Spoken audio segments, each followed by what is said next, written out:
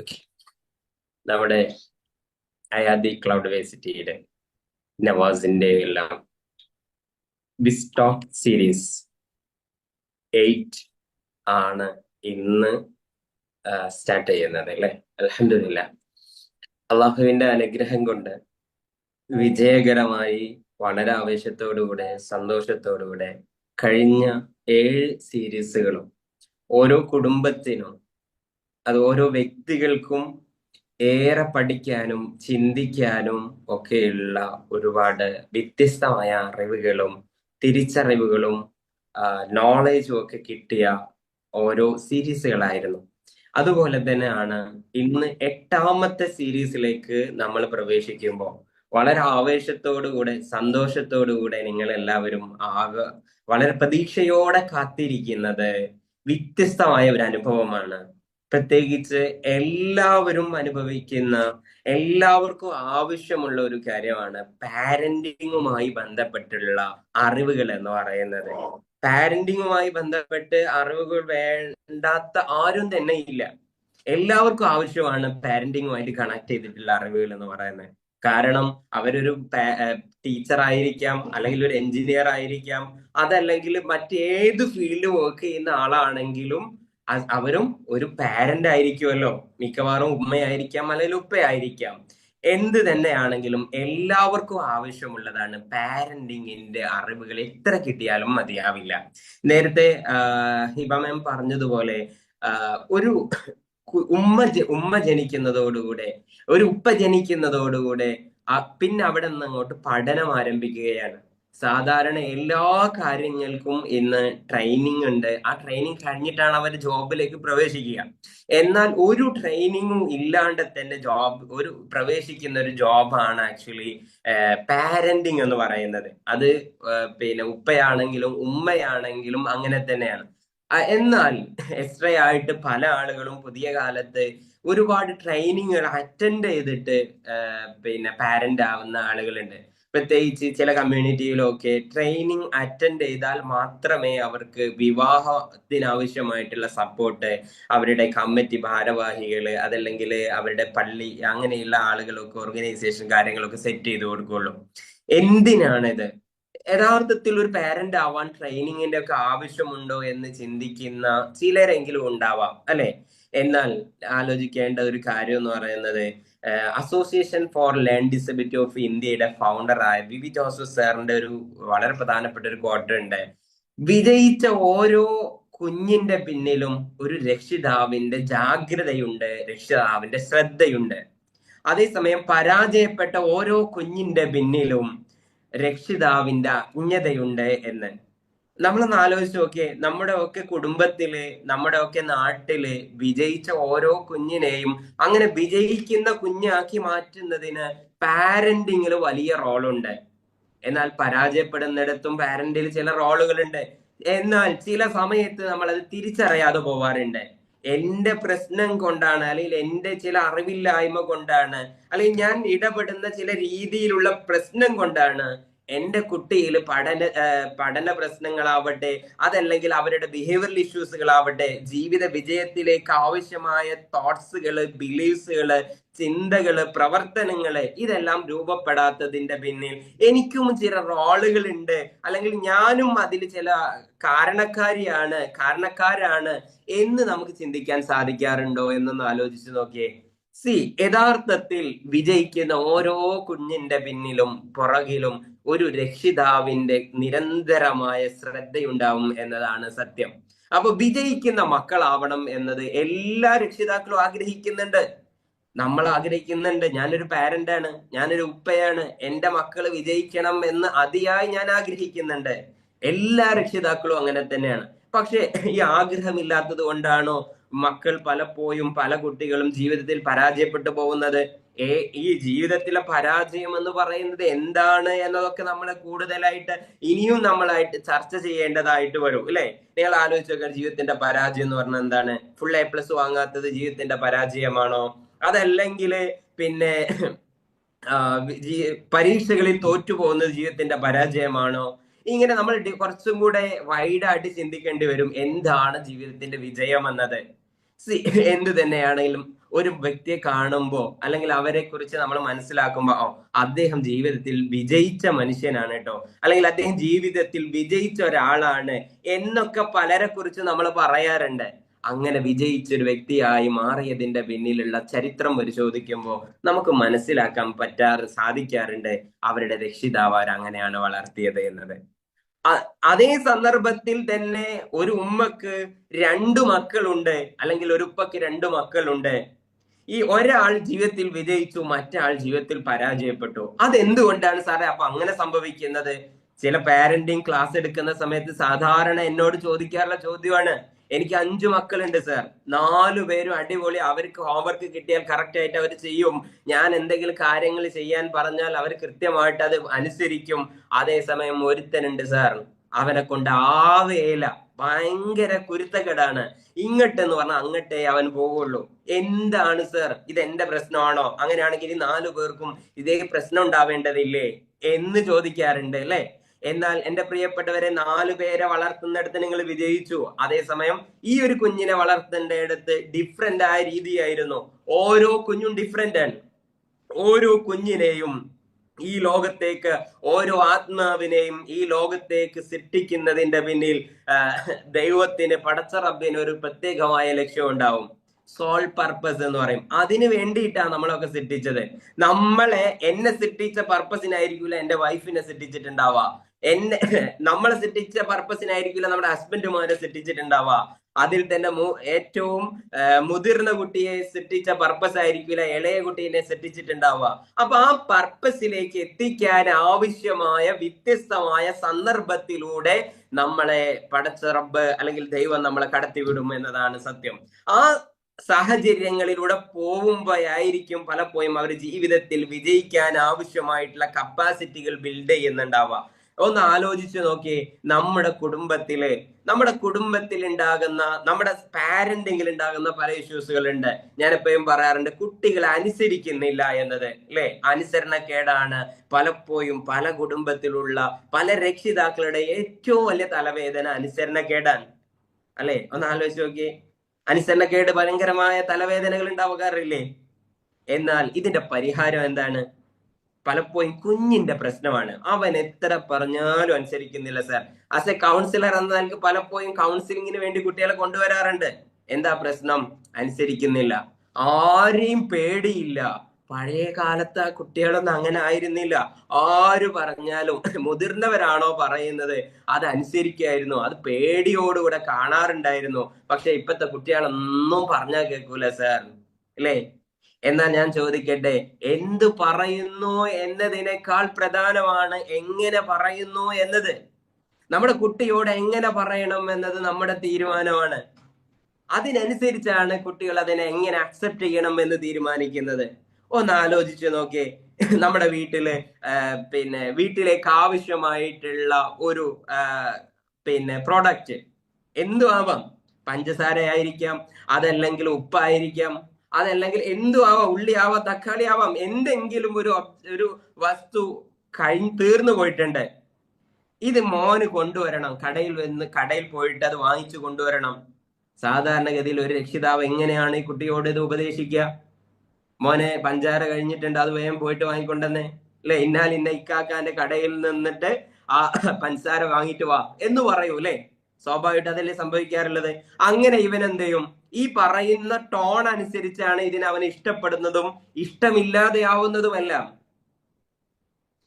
അപ്പൊ ഇത് തന്നെ നേരെ കുറച്ചും കൂടെ കുട്ടിക്ക് ഇഷ്ടപ്പെടുന്ന രീതിയിൽ നമുക്ക് കമ്മ്യൂണിക്കേറ്റ് ചെയ്യാൻ പറ്റും കുട്ടിയോട്. മോനെ, നമ്മുടെ വീട്ടിലെ പഞ്ചസാര കഴിഞ്ഞിട്ടുണ്ട്, ഇനി എന്താ ചെയ്യാ മോനെ? ആ കുഞ്ഞ് പറയും, പഞ്ചസാര പീടിയെ പോയി വാങ്ങിയാൽ കിട്ടൂലമ്മ, ഉമ്മച്ചിക്ക് കടയിൽ പോവാനാവൂല മോനെ. അതെന്തമ്മ, ഞാനിവിടെ ഇല്ലേ? കുട്ടി എന്ത് ചെയ്യുന്നു? അവൻ ആ ഒരു പ്രശ്നത്തിന്റെ അവൻ ഏറ്റെടുത്തിട്ട് അവൻ അങ്ങ് നടപ്പിലാക്കി തരും. എല്ലാ കാര്യങ്ങളും നമ്മുടെ വീട്ടിലുള്ള കുട്ടികളിലെ അനുസരണക്കേട് എന്ന് അല്ലെങ്കിൽ അനുസരണ ഇല്ലായ്മ എന്ന് നമ്മൾ വിലയിരുത്തുന്ന മിക്ക കാര്യങ്ങളിലും കുട്ടികളോട് കമ്മ്യൂണിക്കേറ്റ് ചെയ്യുന്ന രീതി വ്യത്യസ്തമാണ്. ആ രീതി നമ്മൾ പഠിച്ചെടുക്കുക എന്ന് പറയുന്നത് ഒരു പാരന്റിനെ സംബന്ധിച്ച് വളരെ പ്രധാനപ്പെട്ടതാണ്. ഓരോ കുട്ടികളിലും ഡിഫറെന്റ് ആയ രീതിയിലാണ് കുട്ടിയോട് ബിഹേവ് ചെയ്യേണ്ടത്. എല്ലാ കുഞ്ഞിനോടും 4 മക്കളുണ്ടെങ്കിൽ 4 കുട്ടിയോടും ഒരുപോലെ അല്ല നമ്മൾ ബിഹേവ് ചെയ്യേണ്ടത്, വ്യത്യസ്തമായ രീതിയിലാണ്. അത് എങ്ങനെയാണ് നമുക്ക് മനസ്സിലാക്കുക? അത് വളരെ ഡീറ്റെയിൽ ആയിട്ട് പഠിക്കേണ്ട ഒരു ടോപ്പിക്കാ. ഓരോ കുഞ്ഞിന്റെയും മനഃശാസ്ത്രം നമ്മൾ പഠിക്കണം, ഓരോ കുഞ്ഞിന്റെയും ഇമോഷൻസ് ചെയ്ത് നമുക്ക് മനസ്സിലാക്കണം. നമ്മളൊക്കെ അനുഭവിക്കുന്ന ഏറ്റവും വലിയ പ്രശ്നമാണ്, ചില സമയത്ത് കുഞ്ഞുങ്ങൾ പറയും ഉമ്മക്ക് എന്നെ തീരെ ഇഷ്ടമല്ല എന്നും പറഞ്ഞിട്ട് കുഞ്ഞ് ഭയങ്കര ഡൗൺ ആയിരിക്കുന്ന ഒരവസ്ഥ ഉണ്ടാവാറില്ലേ? നമ്മുടെ വീടുകളിൽ ഉണ്ടാവാറില്ലേ?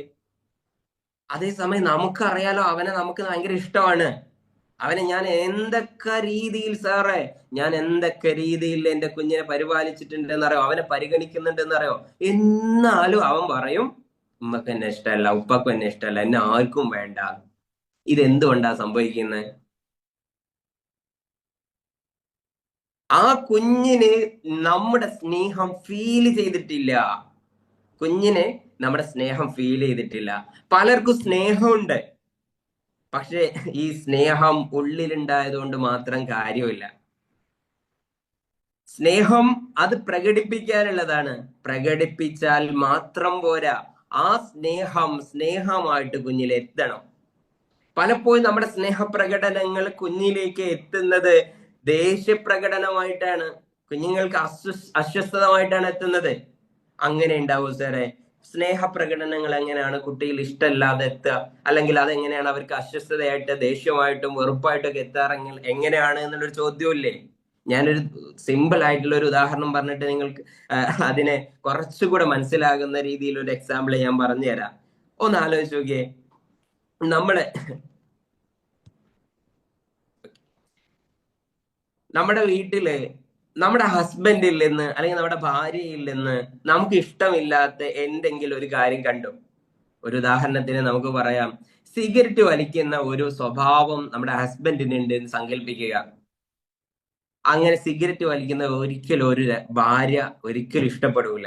സ്വാഭാവികമായിട്ട് ഇത് നിർത്തണം എന്ന് ആരാഗ്രഹിക്കും? ഭാര്യ ആഗ്രഹിക്കും. അതിന്റെ പേരിൽ ഹസ്ബൻഡ് സിഗരറ്റ് കത്തിക്കുന്ന സമയത്ത് തന്നെ പറയും, എന്താണ് ഇക്ക ഇങ്ങനെ, ഏത് സമയം എത്ര നിങ്ങൾ വലിച്ചത്, എത്ര പണമാണ് അതിനു വേണ്ടി നിങ്ങൾ ചെലവഴിച്ചത്, പറയൂലേ? ഇതെന്തുകൊണ്ടാ പറയുന്നേ? ഈ ഭാര്യക്ക് ഭർത്താവിനോടുള്ള സ്നേഹം കൊണ്ടല്ലേ? ഭർത്താവിനോടുള്ള സ്നേഹം കൊണ്ടാണ് ഈ ഉപദേശം, നിങ്ങൾ അത് നിർത്തണം എന്ന് ഭാര്യ പറയുന്ന ഭർത്താവിനോടുള്ള സ്നേഹം കൊണ്ടാണ്. പക്ഷെ ഭർത്താവിന് ഇത് സ്നേഹമായിട്ടാണോ ഫീൽ ചെയ്യുക? അതോ വീട്ടിൽ നിന്നും ഒരു സമാധാനം തരൂല എന്ന മനോഭാവമാണോ ഈ ഭർത്താവിന് ഉണ്ടാവുക? ഇനി ഭർത്താവ് എന്ത് ചെയ്യും? സിഗരറ്റ് വലിക്കാൻ സമയമാകുമ്പോ വേഗം പുറത്തു പോകും. പിന്നെ അടുത്ത പ്രശ്നം അതാ, മൂപ്പര് വീട്ടിൽ നിൽക്കുന്നില്ല എന്നുള്ളതാണ് അടുത്ത പ്രശ്നം. നമ്മൾ എത്ര സ്നേഹിച്ചിട്ടും കാര്യമില്ല, മൂപ്പര് വീട്ടിൽ നിൽക്കണില്ല. യഥാർത്ഥത്തിൽ നമുക്ക് സ്നേഹമില്ലാത്തത് കൊണ്ടാണോ? അല്ല, നമുക്ക് സ്നേഹമുണ്ട്. ആ സ്നേഹം നമ്മൾ പ്രകടിപ്പിക്കാത്തതുകൊണ്ടാണോ? പ്രകടിപ്പിച്ചിട്ടുണ്ട്, പക്ഷെ എന്തായിട്ടില്ല? ആ സ്നേഹം കുട്ടിയിലേക്ക് സ്നേഹമായിട്ട് എത്തിയിട്ടില്ല. സോറി, ഭർത്താവിലേക്ക് സ്നേഹമായിട്ടല്ല എത്തിയത്, ഒരു അരോചകമായ അവസ്ഥയിലേക്കാണ് ഈ ഭാര്യയുടെ സ്നേഹപ്രകടനങ്ങൾ ഭർത്താവിലെത്തിയത്.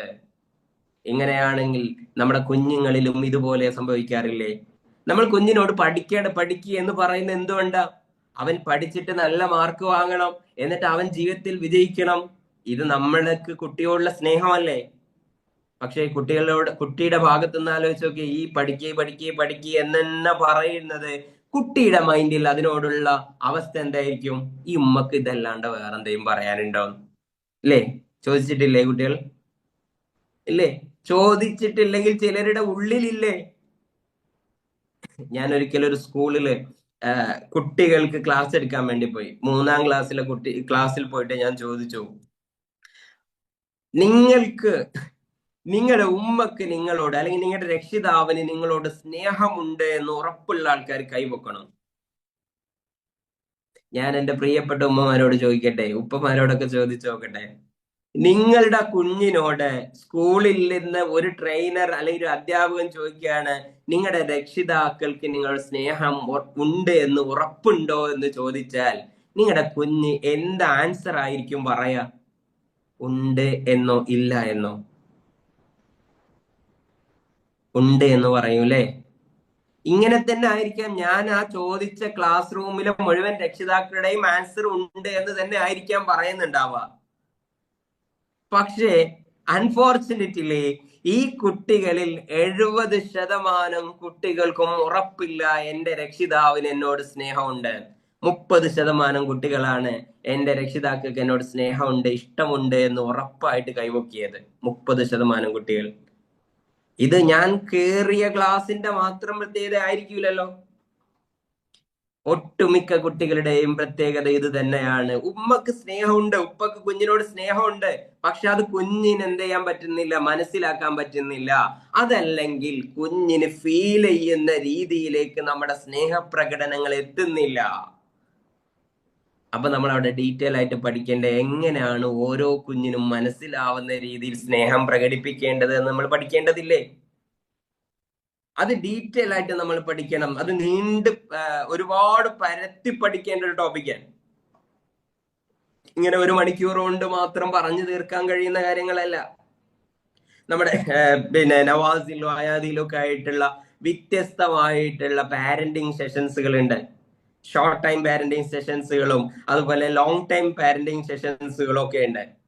അപ്പൊ അതൊക്കെ നമ്മൾ ഉപയോഗപ്രദമാക്കുമ്പോൾ എങ്ങനെയാണ് കുട്ടിയോട് കമ്മ്യൂണിക്കേറ്റ്, വാട്ട് യു സേ എന്നതിനേക്കാൾ പ്രധാനമാണ് ഹൗ ടു സേ എന്നത്. എന്തു പറയുന്നു എന്നതിനേക്കാൾ പ്രധാനമാണ് എങ്ങനെ പറയുന്നു എന്നത്. ആ എങ്ങനെ പറയുന്നു എന്നതിനെ ഡിപ്പെൻഡ് ചെയ്താണ് ആ കുഞ്ഞ് ആ ഒരു ഉത്തരവാദിത്വം, ആ ഒരു പ്രവർത്തനത്തെ മനസ്സുകൊണ്ട് ഏറ്റെടുക്കുന്നത്. പറയുന്ന രീതി മാറ്റിപ്പിടിക്കുക. അപ്പൊ എങ്ങനെ പറയണം എന്ന് നമ്മൾ വ്യത്യസ്തമായ രീതികൾ പഠിക്കണ്ടേ? ഞാൻ ഇതിനെ കുറിച്ച് കുറച്ചുകൂടെ മനസ്സിലാക്കാൻ വേണ്ടിയിട്ട് ഒരു എക്സാമ്പിൾ കൂടെ പറയാം. നിങ്ങളെ വീട്ടിലേക്ക് ഗസ്റ്റ് വരുന്നുണ്ട്. നേരെ വിദേശത്തുള്ള ഭർത്താവ് വിളിച്ചിട്ട് പറഞ്ഞു, ഉച്ചക്ക് നമ്മുടെ വീട്ടിലേക്ക് ഗസ്റ്റ് വരും, ബിരിയാണി ഉണ്ടാക്കി വെക്കണം, വേറെ ഒന്നും ഇങ്ങോട്ട് പറയണ്ടെന്നും പറഞ്ഞ് നമ്മളെ മേലങ്ങ് അടിച്ചേൽപ്പിച്ചു. ബിരിയാണി ഒരു പക്ഷേ നമ്മൾ ഉച്ചയാകുമ്പോഴേക്ക് ഉണ്ടാക്കി വെക്കുമായിരിക്കും. പക്ഷേ സ്വാഭാവികമായിട്ടും ഒരു തരം പ്രയാസം ഉണ്ടാവും. ഞാൻ എന്താ ഇവിടുത്തെ വേലക്കാരിയാണോ, എന്തെങ്കിലുമൊക്കെ ആകുമ്പോഴേക്കങ്ങ് വിളിച്ചു പറയാ, വേഗം ഉണ്ടാക്കുക എന്നൊക്കെ പറയാ, ഞാനിത് എന്താക്കാനാ, ഞാൻ ഒറ്റയ്ക്ക് ഇത് എന്ത് ചെയ്യാനാ എന്നൊക്കെയുള്ള ഒരുപാട് തോട്ട്സുകളിലൂടെ, നെഗറ്റീവ് തോട്ട്സിലൂടെ നമ്മൾ കടന്നു പോവാനുള്ള സാധ്യതയുണ്ട്. അതേസമയം നേരെ തിരിച്ചാണെങ്കിലോ, ഈ ഭർത്താവ് പറയാണ്, എടി ഉച്ചക്ക് ഇന്ന് ഉച്ചക്ക് നമ്മുടെ ഒരു കൂട്ടുകാർ അല്ലെങ്കിൽ നമ്മുടെ ഒരു കുടുംബക്കാരിൻ്റെ ആൾക്കാർ നമ്മുടെ വീട്ടിലേക്ക് വരാന്ന് പറയുന്നുണ്ട്, എന്താ നമ്മൾ ചെയ്യുക എന്നൊരു ചോദ്യമാണെങ്കിലോ, നമ്മൾ അങ്ങോട്ട് പറയും ബിരിയാണി ഉണ്ടാക്കാമെന്ന് നമ്മൾ അങ്ങോട്ട് പറയും, പ്രശ്നമൊന്നുമില്ല. നമ്മൾ സുഖമായിട്ട് ബിരിയാണി ഉണ്ടാക്കി കൊടുക്കുകയും ചെയ്യും. അത് നമ്മൾ ഇഷ്ടത്തോടെ ചെയ്ത പ്രവൃത്തിയാണ്. എന്തുകൊണ്ടാണ് ഇത് ഇഷ്ടപ്പെടാൻ കാരണം? നമ്മളെ ഇഷ്ടപ്പെടുന്ന രീതിയിലായിരുന്നു, നമ്മളെ കുറച്ചുകൂടെ പരിഗണിക്കുന്ന രീതിയിലായിരുന്നു ഈ കമ്മ്യൂണിക്കേറ്റ് ചെയ്തത് എന്നതാണ്. ഈ കുട്ടിയുടെ അനുസരണക്കേടുമായി ബന്ധപ്പെട്ട, അനുസരണ ഇല്ലായ്മയുമായി ബന്ധപ്പെട്ടുള്ള ഒരുപാട് ഡൗട്ടുകൾ പലപ്പോഴും രക്ഷിതാക്കൾ ചോദിക്കാറുണ്ട്. ഏറ്റവും പ്രധാനമായിട്ട് ചോദിക്കാറുള്ള ഒരു ചോദ്യമാണ്, കുഞ്ഞ് നേരത്തെ എണീക്കുന്നില്ല സാർ, എന്താ ചെയ്യാ?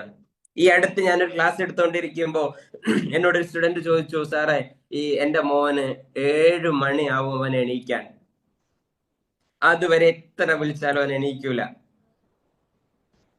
അവസാനം ഞാൻ ചിലപ്പോ അടിക്കും, അതല്ലെങ്കിൽ വെള്ളം ഒഴിക്കും, എന്നാൽ മാത്രമേ എണീക്കൂ. ഇത് എല്ലാ ദിവസവും മടുത്തു പോവാണ് സാറേ, എന്തെങ്കിലും ഒരു പരിഹാരം വേണം.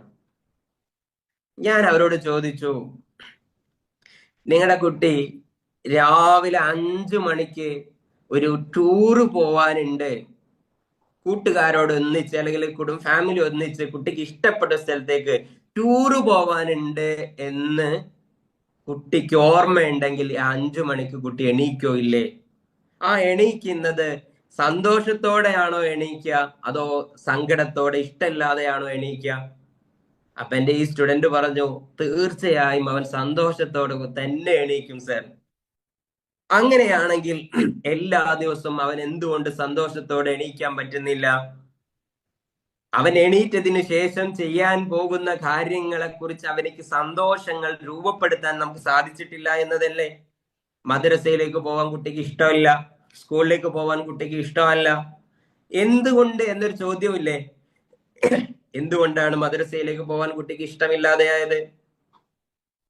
ആ കുട്ടിയിൽ എങ്ങനെ ഈ ഒരു ഇഷ്ടത്തെ പ്രസന്റ് ചെയ്തു എന്നതിനെ ഡിപ്പെൻഡ് ചെയ്തിട്ടാണ്. കുഞ്ഞിനേക്ക് നല്ല ഇഷ്ടപ്പെടുത്തിയിട്ട് നമുക്ക് വിളിച്ചുണർത്താൻ നമുക്ക് സാധിക്കണം. നേരത്തെ എണീക്കുന്ന സമയത്ത് സ്നേഹം ഫീൽ ചെയ്യണം കുട്ടികൾക്ക്. പ്രത്യേകിച്ച് നേരത്തെ എണീക്കുന്ന സമയത്ത് കുഞ്ഞിനെ ഈ നെഗറ്റീവ് ഫീലിങ്ങോട് കൂടെ എണീക്കേണ്ടി വരിക എന്ന് പറയുന്നത് ആ കുഞ്ഞിന്റെ സബ് കോൺഷ്യസ് മൈൻഡിൽ ഏൽക്കുന്ന മുറിവുകളായിരിക്കും. ഈ മുറിവുകൾ മിക്കവാറും കുറച്ചുകൂടെ മുന്നോട്ട് പോകുമ്പോൾ സ്വഭാവ പ്രശ്നങ്ങളായിട്ട് രൂപപ്പെടും.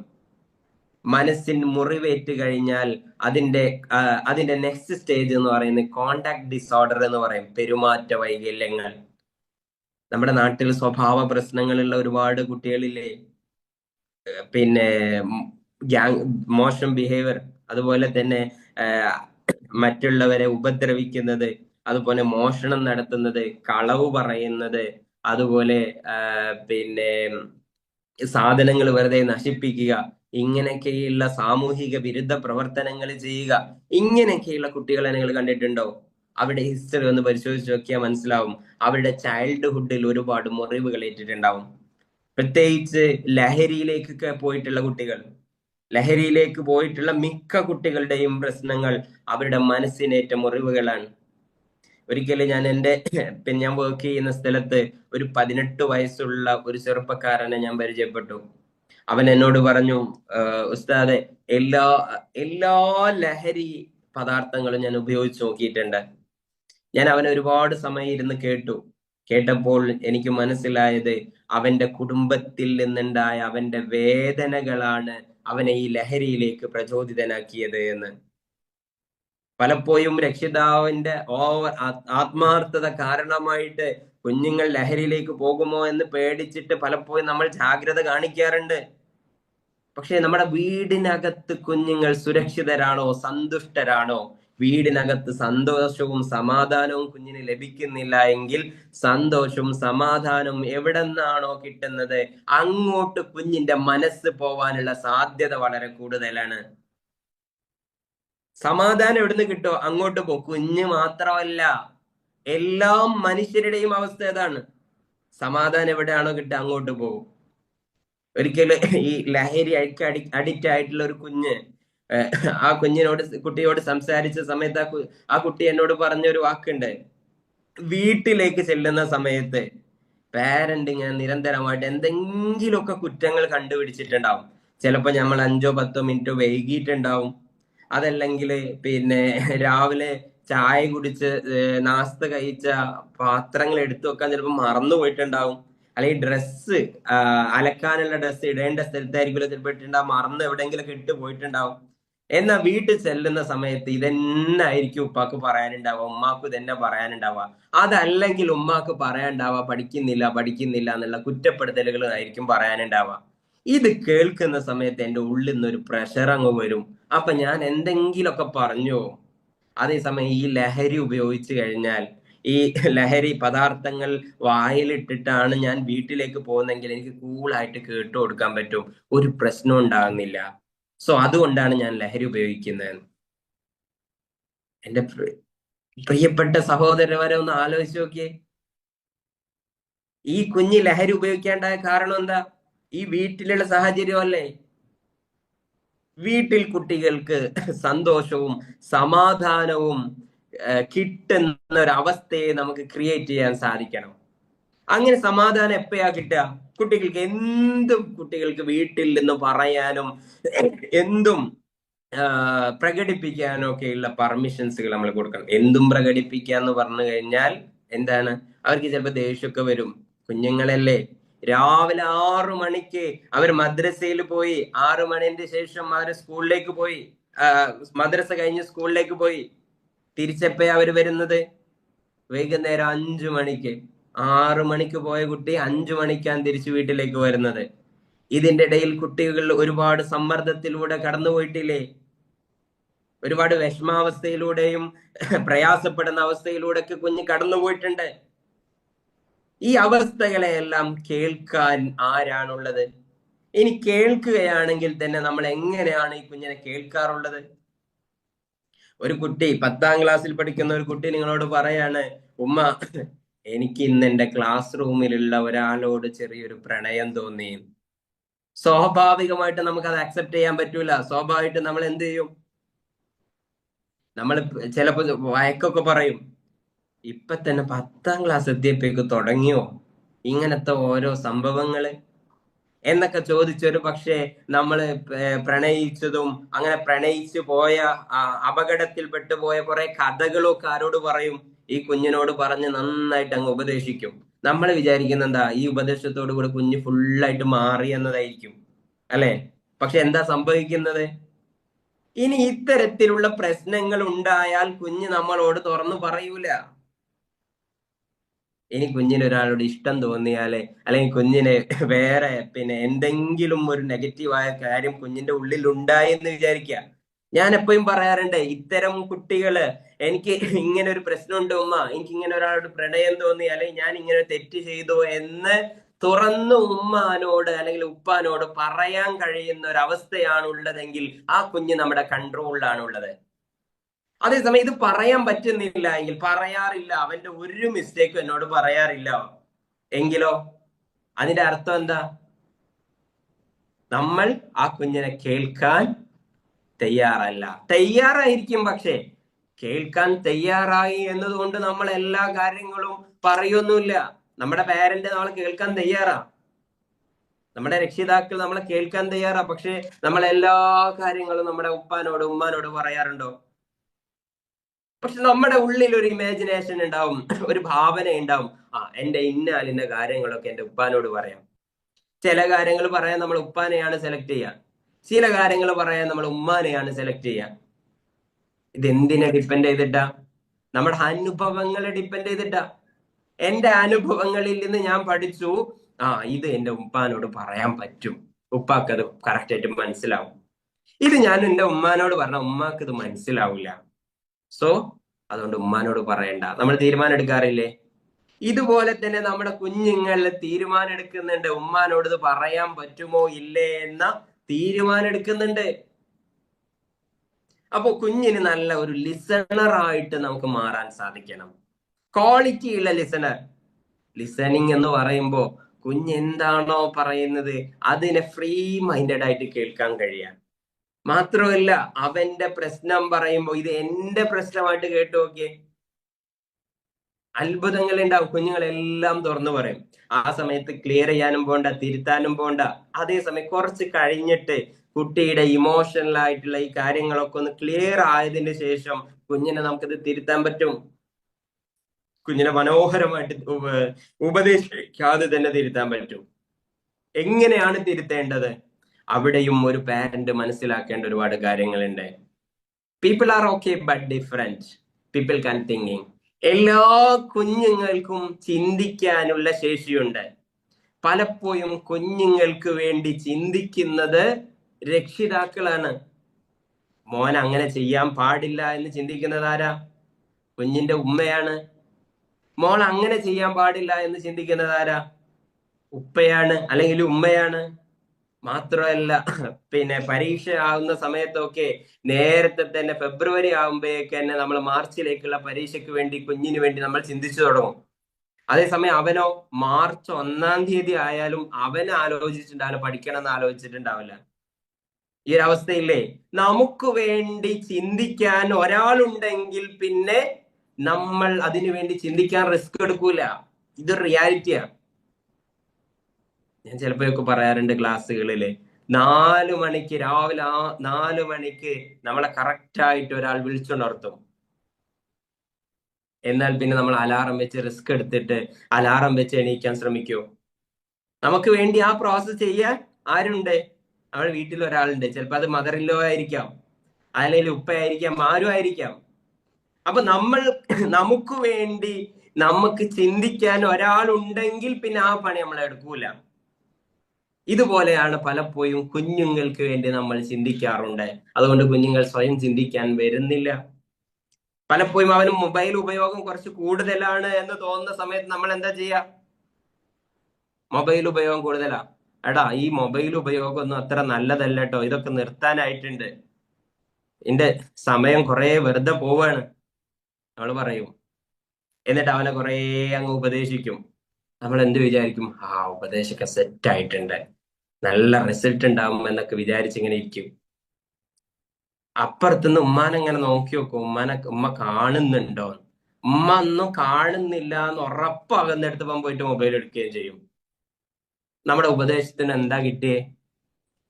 ഉമ്മാക്ക് ഇതൊന്നും മനസ്സിലാവൂല എന്നുള്ള ഒരു ഇൻസൈറ്റ് ആ കുഞ്ഞിന്റെ ഉള്ളിലുണ്ടായത്. എന്നിട്ട് ഉമ്മ കാണാതെ മൊബൈൽ എടുത്തില്ലേ?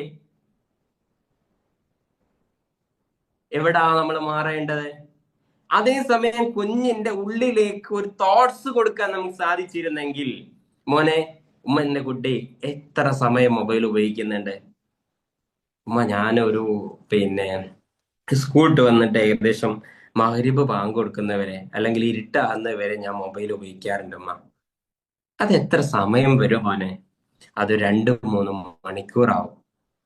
3 മണിക്കൂറാവും. 3 മണിക്കൂറൊക്കെ മൊബൈൽ ഉപയോഗിച്ചാല് എന്തെങ്കിലും പ്രശ്നം ഉണ്ടാവോ? ഇത് ഇത്ര ഒന്നും വേണ്ട. എന്നാ പിന്നെ നീ അടുത്ത മോൻ എന്താ ഉദ്ദേശിക്കുന്നേ? ഉമ്മ ഞാനൊരു കുറച്ചോളാം. അപ്പൊ ഇത് കുറക്കാൻ പറ്റുമോ മോനെ എനിക്ക്? അത് കുറച്ച് ചലഞ്ചാണ് ഉമ്മ. അപ്പൊ അവൻ ഒരുപാട് കാര്യങ്ങൾ പറയാണ്ടാവും. എന്റെ കൂട്ടുകാരൊക്കെ ഞാൻ ആകെ ഉപയോഗിക്കുന്നത് 5 മണി മുതൽ 6:30-7 മണി വരെയല്ലേ ഞാൻ ഉപയോഗിക്കുന്നുള്ളൂ. പക്ഷെ എന്റെ കൂട്ടുകാർ അങ്ങനല്ലല്ലോ. അവര് 5 മണി അങ്ങ് ഉപയോഗിച്ചിട്ട് രാത്രി കിടക്കണത് വരെ അവര് മൊബൈൽ ഉപയോഗിക്കുന്നുണ്ടല്ലോ. എന്നിട്ട് അവർക്കൊന്നും ഒരു പ്രശ്നമില്ലല്ലോ. അപ്പൊ നമ്മൾ പറയാം, അവനോട് ഡിസ്കസ് ചെയ്താൽ ശരിയാവും. ഇപ്പത്തെ കുട്ടികളോട് ഡിസ്കസ് ചെയ്താൽ നമുക്ക് ഒന്നും മനസ്സിലാവൂല. ഇതാണ് ഖലീൽ ജിബ്രാൻ പറഞ്ഞത്. കാലം നിങ്ങളുടെ ചിന്തകൾ കുഞ്ഞിന് കൊടുക്കരുത്, കുഞ്ഞിന്റെ ചിന്തകൾ നിങ്ങളെടുത്തോ, കാരണം കാലം മുന്നോട്ടാണ് പോകുന്നത്. നമ്മുടെ ചിന്തകൾ കുഞ്ഞിന് കൊടുക്കരുത്, കുഞ്ഞിന്റെ ചിന്തകൾ നമുക്ക് എടുക്കാം, കാരണം കാലം മുന്നോട്ടാണ് പോകുന്നത്. ഇത് നമുക്ക് കുറച്ചുകൂടെ മനസ്സിലാവും. എങ്ങനെയാണെന്നറിയോ? പലപ്പോഴും നമ്മുടെ വീട്ടിലുള്ള ഗ്രാൻഡ്മ ആവട്ടെ, ഗ്രാൻഡ് പേ ആവട്ടെ, അല്ലെങ്കിൽ നമ്മുടെ സ്വന്തം ഉമ്മ ഉപ്പ തന്നെ ആയിക്കോട്ടെ, അവര് പറയുന്ന ചില കാര്യങ്ങളൊന്നും നമുക്ക് ഉൾക്കൊള്ളാൻ കഴിയൂല. നമ്മൾ എന്ത് പറയും? അവർക്ക് മനസ്സിലാവില്ല, അതൊക്കെ അത് പിന്നെ എന്താ പറയാ, പഴയ കാലത്തെ ആൾക്കാരല്ലേ, അവർ കുറച്ച് പ്രായം ചെന്നവരല്ലേ, അവർക്ക് ഇതൊന്നും മനസ്സിലാവില്ല. നമ്മൾ ചിന്തിക്കാറില്ലേ ചില കാര്യങ്ങളൊക്കെ പറയുമ്പോ? ഇതേ ചിന്ത ആരിലുണ്ട് എന്നറിയോ? നമ്മുടെ മക്കളിലുണ്ട്. ഉമ്മാക്ക് ഇതൊന്നും മനസ്സിലാവും. ഉമ്മ എന്ത് ഇൻസ്റ്റ ഒക്കെ പോയി. ഉമ്മാക്ക് എന്ത് ഫേസ്ബുക്ക്, അല്ലെ ഉമ്മാക്ക് എന്ത് പിന്നെ ഗെയിം, ഉമ്മാക്ക് എന്ത് ഓൺലൈൻ എന്നൊക്കെ ചിന്തിക്കുന്ന മക്കളായിരിക്കും. അപ്പയാണ് നമ്മൾ പറയുന്നത്, ഈ ഓൺലൈൻ അപകടാട്ടോ, എല്ലാ കാര്യത്തിനും ഇങ്ങനെ നെറ്റിനെ ഡിപ്പെൻഡ് ചെയ്യേണ്ട ആവശ്യമൊന്നുമില്ല. ഒരു കാലത്ത് നമ്മൾ പറഞ്ഞിരുന്നു, മൊബൈൽ വന്ന കാലത്ത് നമ്മുടെ പൂർവികരായ ആൾക്കാർ പറഞ്ഞിരുന്നു, ഈ മൊബൈലൊന്നും, പണ്ട കാലത്ത് മൊബൈലൊന്നും ഇല്ലായിരുന്നു, അന്ന് കത്ത് എഴുതിയിട്ടായിരുന്നു ആൾക്കാർ ജീവിച്ച്. കത്തെന്നാ നല്ലത്, ഇത് അപകട, ഏത് സമയത്തും തോന്നുമ്പോ ഒക്കെ വിളിക്കുക. ഏത് കോൾ ചെയ്യാൻ വേണ്ടിയിട്ട് നെക്കിയിട്ട്, നമ്പർ നെക്കിയിട്ട് വിളിക്കുന്ന ഒരു ഫോൺ ഇത് മൊബൈൽ വന്നില്ലേ? ആ സമയത്ത് നമ്മുടെ ആൾക്കാർ ചിന്തിച്ചു ഇതൊക്കെ നെഗറ്റീവ് ആണ്, ഇതൊന്നും പാടില്ല, ഇതൊക്കെ ആളുകളെ തെറ്റായ ദിശയിലേക്ക് നയിക്കുമെന്ന്. പക്ഷെ എന്ത് ചെയ്തു? ഇതൊരാവശ്യമാണ് എന്ന് എല്ലാവർക്കും ബോധ്യപ്പെട്ടപ്പോ എല്ലാവരും അവരുടെ ജീവിതത്തിൽ മൊബൈൽ വാങ്ങാൻ തുടങ്ങി. ദെൻ അതിന്റെ വ്യത്യസ്തമായ വേർഷൻസുകൾ വന്നു. വാട്സപ്പ് വന്നു. വാട്സപ്പ് നോക്കുമ്പോൾ ഭയങ്കര സൗകര്യം. അപ്പയും തുടക്കത്തിൽ പലരും ഇതിനെ വിമർശിച്ചു. വാട്സപ്പ് ഭയങ്കര പ്രശ്നാട്ടോ, എത്ര കുടുംബങ്ങളാ തെറ്റിപ്പോയത്, എത്ര കുടുംബങ്ങളാ പയച്ചുപോയത്. എല്ലാവർക്കും ചാറ്റിങ്ങും പ്രശ്നങ്ങളും, എല്ലാവരും അവിടെ പ്രശ്നം ഇവിടെ പ്രശ്നം എന്നൊക്കെ പറഞ്ഞ് ഈ വാട്സപ്പിനെ പരിഹസിച്ച് കുറെ ആൾക്കാർ വേണ്ട എന്നൊക്കെ പറഞ്ഞ് മാറ്റി നിർത്തി. പക്ഷെ എന്ത് സംഭവിച്ചു? ഇതിനെ നന്നായിട്ടൊരു വിഭാഗം ഉപയോഗിച്ചപ്പോ, ഇതിന്റെ ആവശ്യകത എല്ലാവർക്കും ബോധ്യപ്പെട്ടപ്പോ, ഈ വിമർശിച്ച ആൾക്കാരും വാങ്ങി ഒരു മൊബൈൽ ഫോൺ. എന്നിട്ട് അവരും തുടങ്ങി പിന്നെ വാട്സപ്പ്. അല്ലേ? അതിപ്പോ ഇപ്പൊ ആർക്കാ വാട്സപ്പ് ഇല്ലാത്തവര്? കാലം മുന്നോട്ടാണ് പോകുന്നത്, മനസ്സിലാവുന്നുണ്ടോ? ദെൻ അടുത്ത ഘട്ടം വന്നു. എല്ലാരും വാട്സപ്പിലേക്ക് എല്ലാരും ഓക്കെ ആയപ്പോ പിന്നെ അടുത്ത ആ കുട്ടികളൊക്കെ ഇൻസ്റ്റയിലേക്ക് മാറി. അങ്ങനെ എല്ലാ കുഞ്ഞുങ്ങളൊക്കെ ഇൻസ്റ്റയിൽ. അപ്പൊ രക്ഷിതാക്കൾ ഇങ്ങനെ വിമർശിക്കാൻ തുടങ്ങി, ഇവരൊക്കെ അതിര് വിട്ട കളിയാട്ടോ, ഫുള്ള് ഇൻസ്റ്റയിലാ. ഈ ഇൻസ്റ്റ ശരിയാവില്ല, ഇൻസ്റ്റാഗ്രാം അൺഇൻസ്റ്റാൾ ചെയ്യണം. അല്ലെ? അങ്ങനെ പറഞ്ഞിരുന്ന രക്ഷിതാക്കൾ ഇപ്പോ പിന്നെ ഇൻസ്റ്റാൾ ചെയ്തിട്ട് ഫോളോ ചെയ്യാൻ വേണ്ടിട്ട് നോട്ടിഫിക്കേഷൻ കൊടുത്തോണ്ടിരിക്കുക നമ്മള്. അല്ലേ? ആലോചിച്ച് നോക്കിയേ. കാലം മുന്നോട്ടാ പോയിക്കൊണ്ടിരിക്കുന്നത്. നമ്മൾ കുട്ടികളെ വിമർശിക്കുന്നതിന് പകരം അതിലെ പോസിറ്റീവായ ഭാഗങ്ങളെ ഉപയോഗിക്കാൻ പ്രാപ്തമാക്കുക എന്നതേ സാധിക്കൂ. അതാണ് നല്ല വഴി.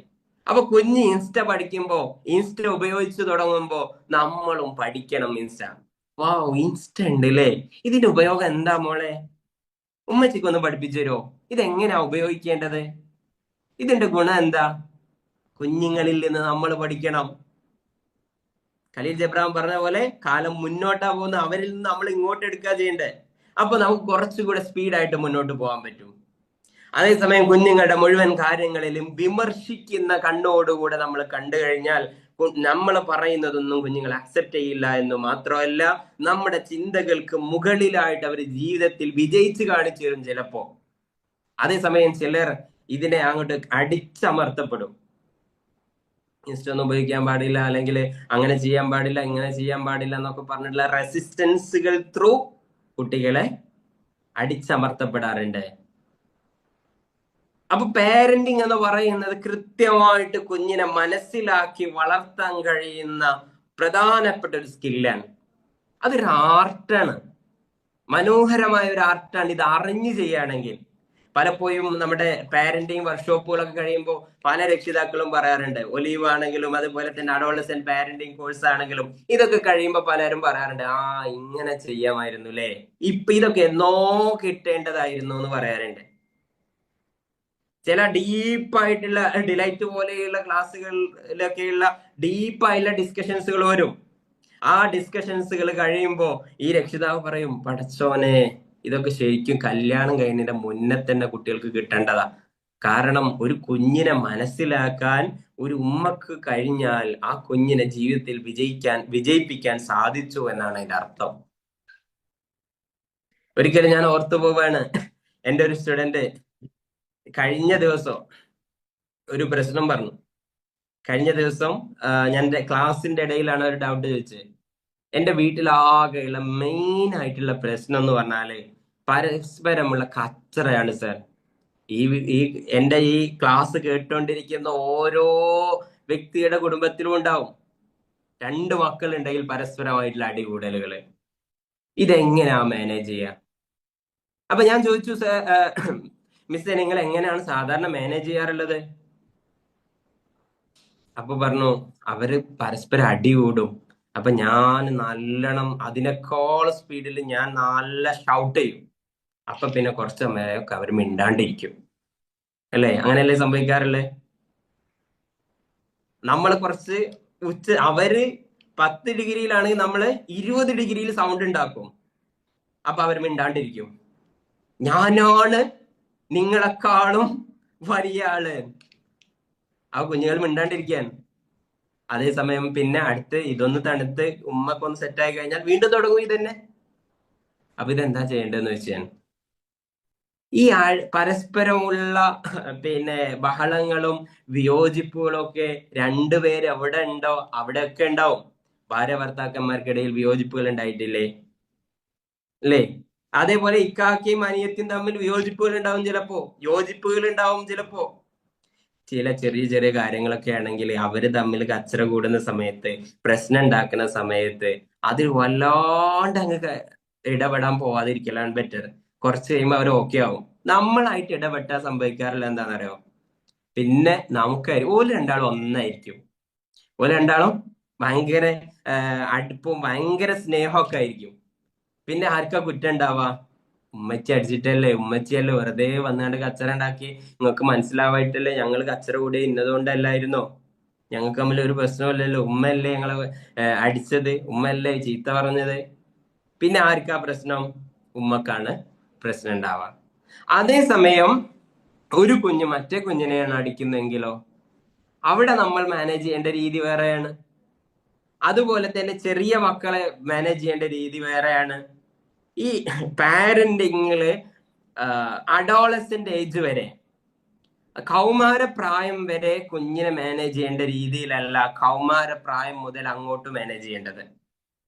അത് തന്നെ ഏറ്റവും ചൈൽഡ്ഹുഡിൽ 5.5 വരെയുള്ള കുട്ടിയെ മാനേജ് ചെയ്യേണ്ട രീതിയിലല്ല 5.5 മുതൽ കൗമാരപ്രായം വരെയുള്ള കുട്ടിയെ മാനേജ് ചെയ്യേണ്ടത്. രണ്ടും ഡിഫറെന്റാ. കാരണം ഒരു കുഞ്ഞ് ജനിച്ചു വീഴുന്നത് ശുദ്ധ പ്രകൃതിയിലാണ്. ഡോക്ടർ എറിക് ബെൻ പറയുന്നു, people are brown Prince or princess. ഓരോ കുഞ്ഞും ജനിച്ചു വീഴുന്ന ശുദ്ധ പ്രകൃതിയിലാണ്.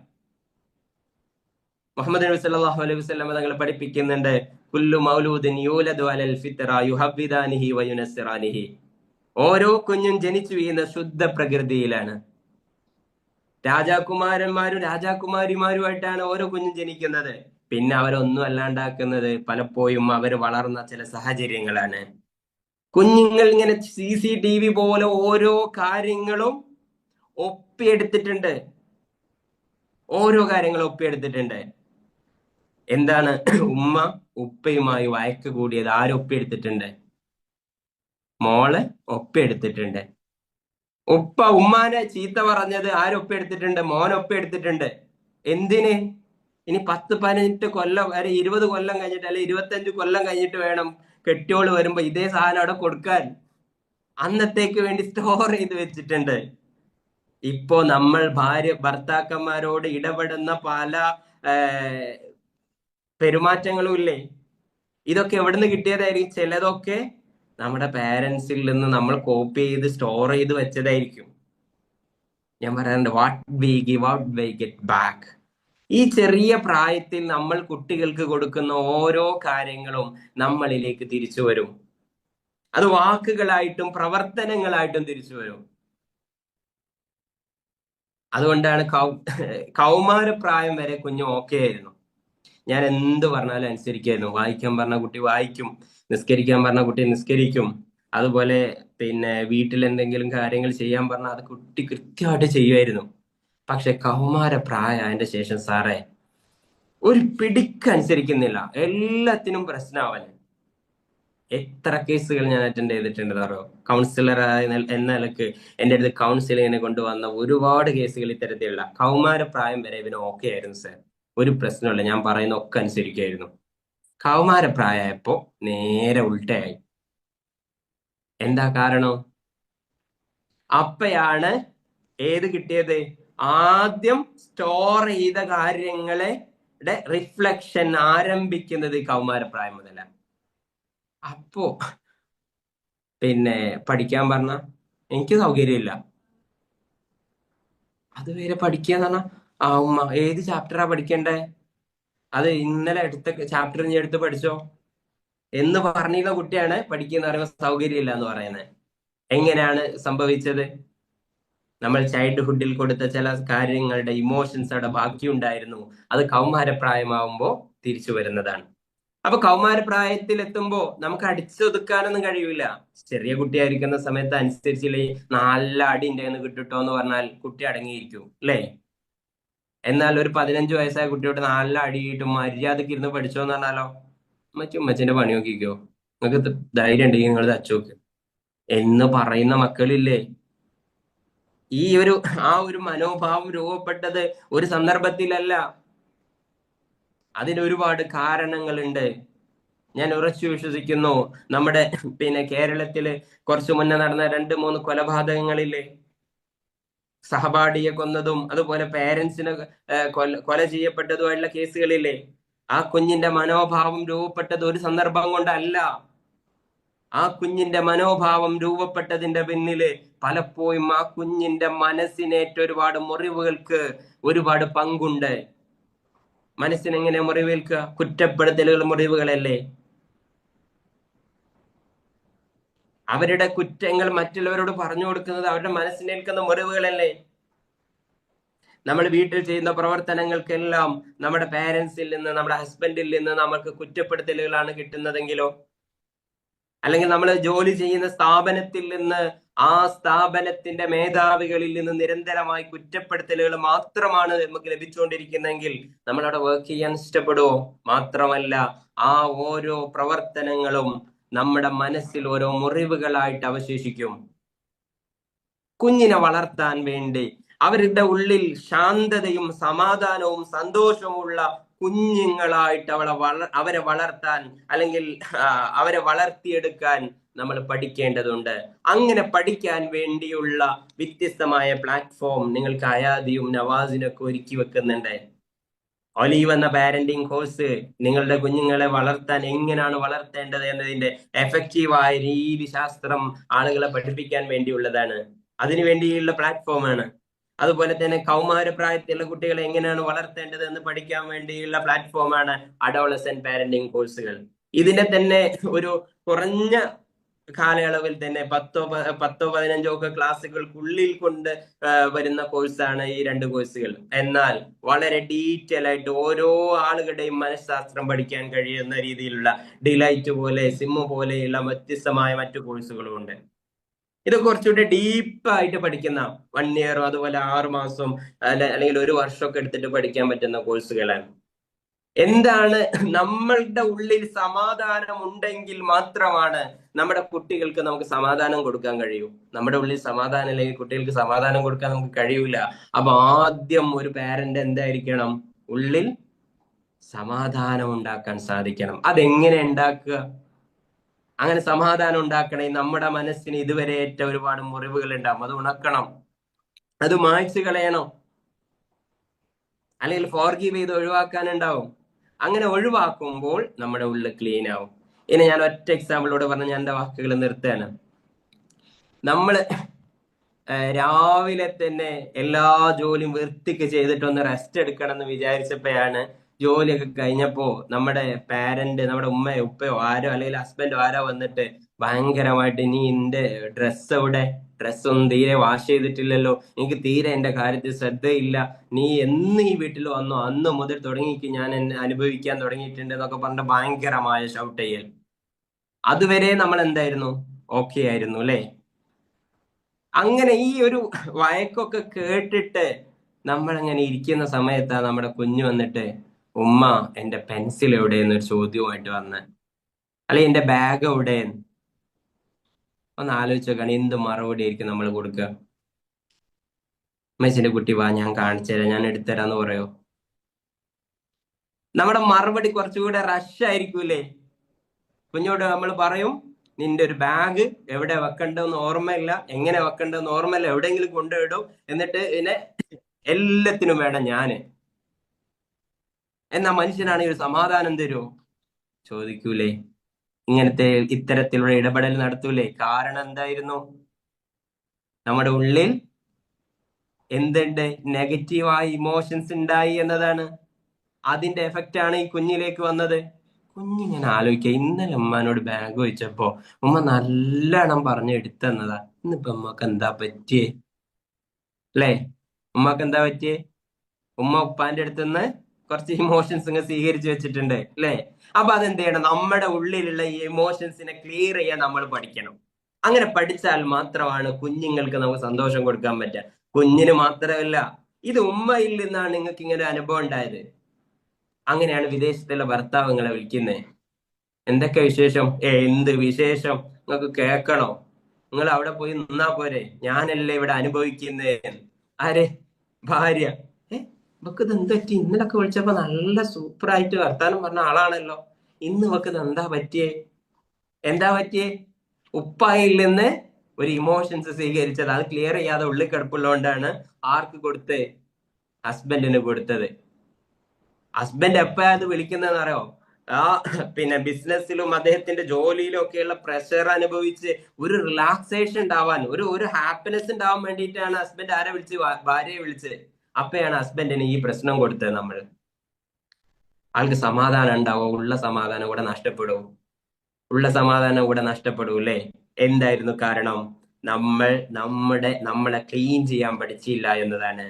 അത്തരം പ്രോസസ്സുകൾ ഡീറ്റെയിൽ ആയിട്ട് നമ്മൾ പഠിച്ചെടുക്കേണ്ടതാണ്. ഡിലൈറ്റ് പോലെയുള്ള കോഴ്സുകൾ നിങ്ങൾക്ക് അതിന് സഹായകരമാകുന്ന ഒരുപാട് തെറാപ്പികൾ നിങ്ങൾക്ക് വേണ്ടി പ്രൊവൈഡ് ചെയ്യുന്നുണ്ട്.